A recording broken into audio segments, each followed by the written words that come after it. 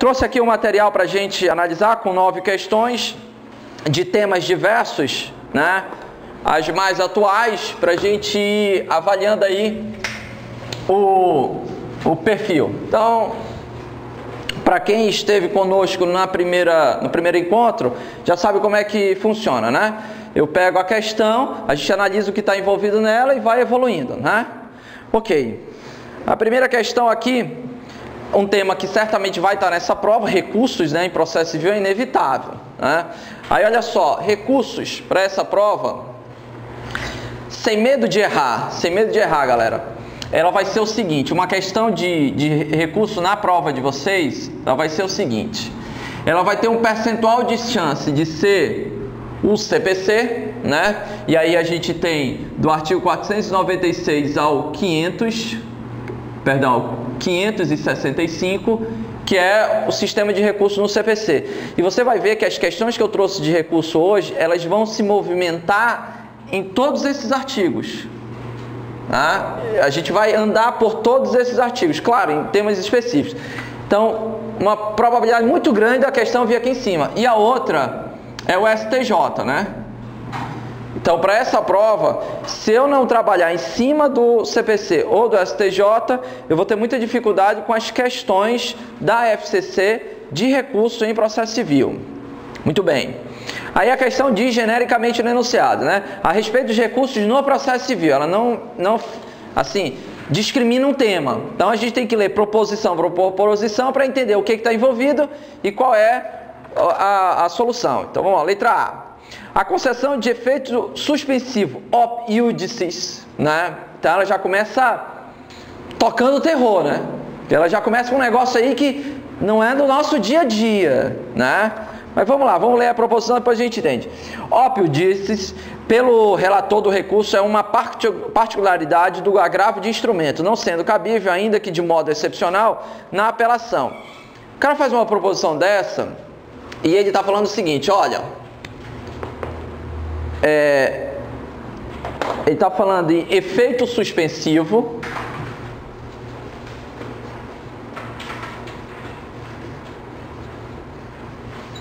Esse iudicis, ele pode ser escrito também como judicis, e aí é com um i no final, tá? Aliás, normalmente não se escreve assim, se escreve com j e com i no final, mas beleza, a gente vai usar o que está na proposição.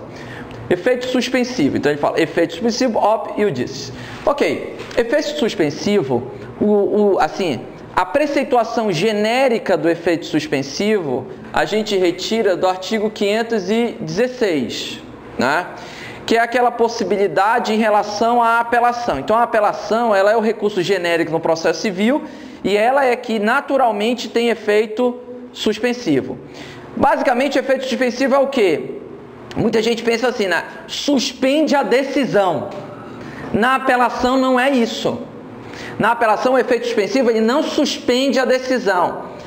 Ele prolonga a ineficácia da decisão.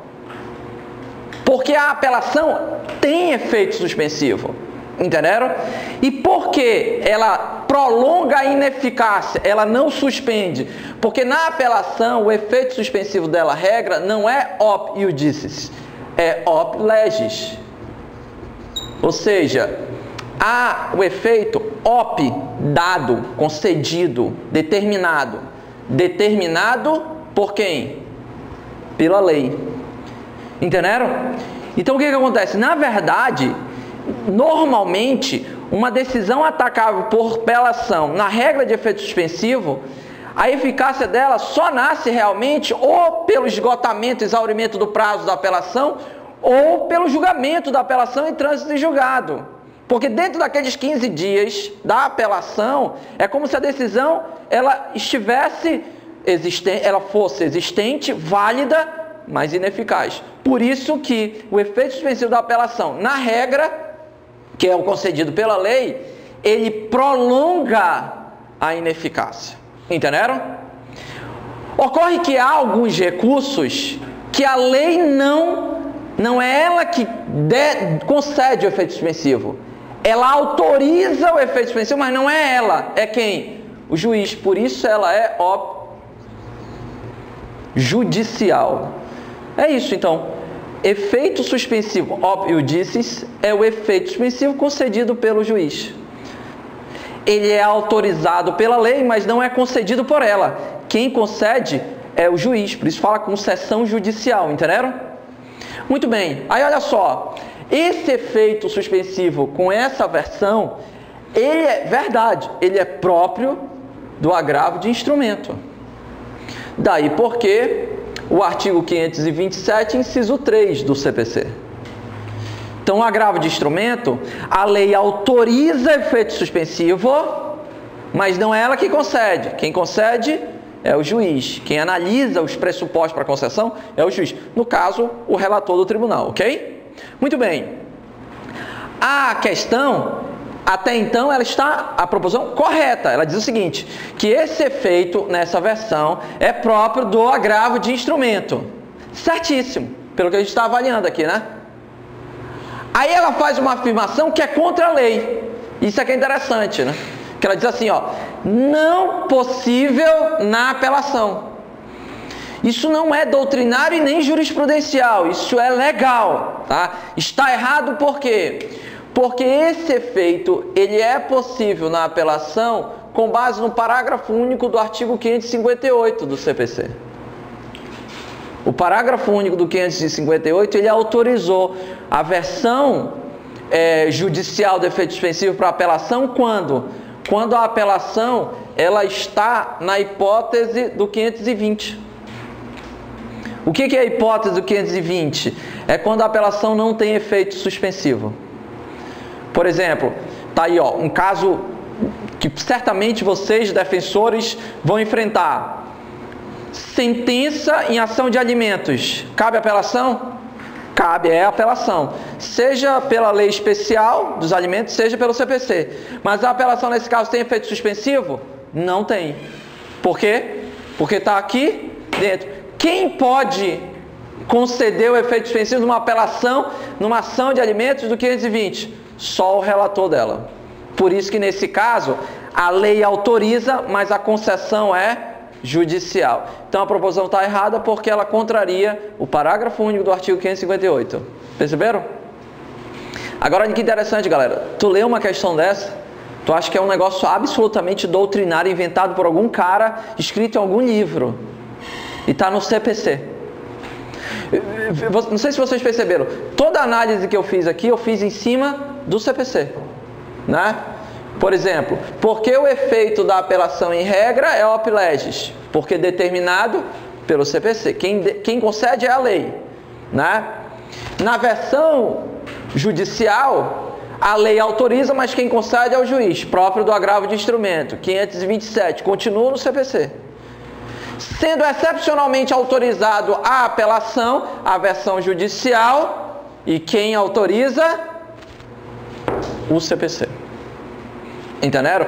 Lembra que eu falei para vocês que a gente ia andar provavelmente em todos os artigos? Ó, a gente foi 516, 520, 527, 558. Então a gente já disse assim, isso aqui é artigo demais, eu não vou usar. Olha aí, nós fomos dos primeiros aos últimos. E chegamos à conclusão que a proposição é equivocada. Deu para visualizar?